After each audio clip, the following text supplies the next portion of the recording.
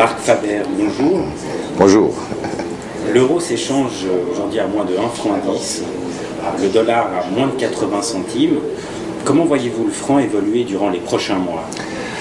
Oui, moi j'ai l'impression à court terme, le franc est un peu surélevé et il va corriger. Mais à long terme, c'est clair que les monnaies où les gouvernements impriment de plus en plus d'argent, comme surtout les États-Unis, et je suppose aussi en Europe, ils auront besoin de plus de monétisation, que ces monnaies vont baisser à long terme contre le franc suisse. Et moi j'ai toujours maintenu que la valeur ultimate ou terminale du dollar, c'est précisément 0. Donc le dollar va disparaître? Oui, il ne va pas disparaître. C'est comme à Zimbabwe, la monnaie n'a pas disparu, mais il y aura un beau jour dans le futur, dans 3 ans, 5 ans, 10 ans, une crise où, comme dans un cas où votre ordinateur a un crash, il faudra recommencer le système. Et je crois dans cette présente situation, le mieux, les monnaies les plus sûres, c'est l'argent et l'or. Les marchés sont craints d'une deuxième récession aux États-Unis. Est-ce que vous croyez à ce scénario?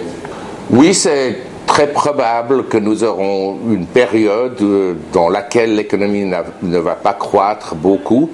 Le marché obligataire américain signale une récession parce que les taux d'intérêt ont de nouveau baissé beaucoup.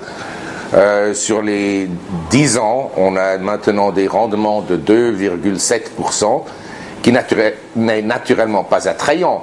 À long terme, c'est un investissement catastrophique, à mon avis, parce qu'on a le dollar qui est faible et les 2,7% qui ne compensent pas pour la possibilité, ou, à mon avis, la certitude que les obligations gouvernementales américaines vont perdre leur credit rating, c'est-à-dire en ce moment, ils ont encore un statut de 3 fois A.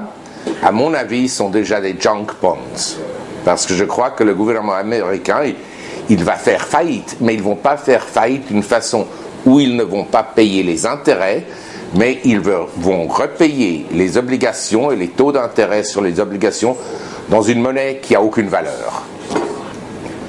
Sur quel pays émergent misez-vous actuellement et quel secteur privilégiez-vous?